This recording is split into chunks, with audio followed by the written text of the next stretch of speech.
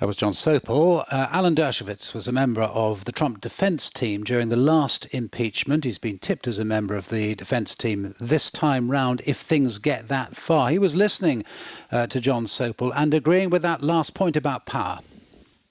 I think it has slipped away, and I think that the events of last Wednesday were a disaster for him personally, for his presidency, and for the American people.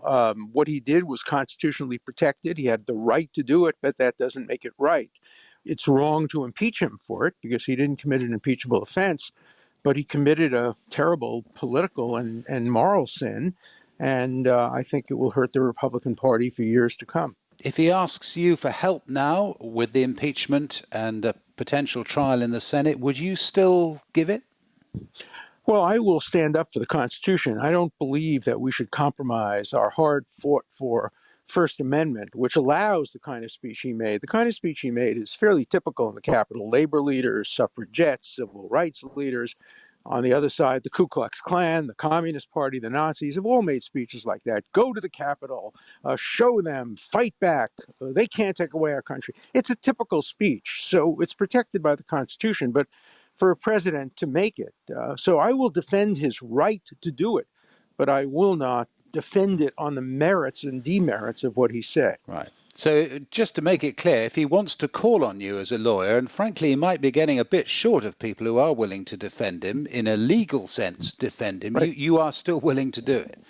Well, I don't think there'll be a trial. I think it's a moot question. What I think is happening is it's theater, and I'm not an actor. The Democrats are going to impeach him because they have the votes. Alexander Hamilton said that's the wrong basis for impeachment, but they will impeach him. And there'll be no legal arguments. They won't hear our opposing points of view. And then there won't be a trial because there's not enough time for a trial. And you can't try a president once he's left office. The impeachment provision of the Constitution says that impeachment and removal are removal from office. And if you can't remove the president, you can't just haul people off the street and impeach them if they're no longer public officials, but rather a private citizen. So I don't think there will be a role for any lawyer in this case. I will continue to defend the Constitution in the court of public opinion, both in my country and on programs like yours. But I don't think there's a role for me to play like the role I played previously when there was a full trial in the Senate. What do you say to the argument that defending the Constitution when it comes to Donald Trump means defending someone who is actually not democratic, is actually potentially really damaging to the system? And in those circumstances, well, exceptions need to be made actually for everyone's political health. And that's what they said about the communists when I was growing up in the 1950s and I was student government president at my college. They were saying, how can you defend the right of communists to speak? They want to take over the country. They want to overthrow it. They don't want to have democracy. The essence of democracy is you have to defend the right of people who want to end democracy. You have to defend the right of people who don't believe in democracy.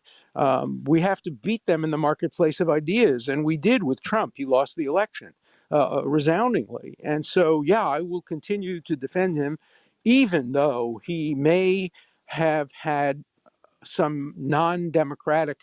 His own view was he thought he won the election. I think he was wrong about that.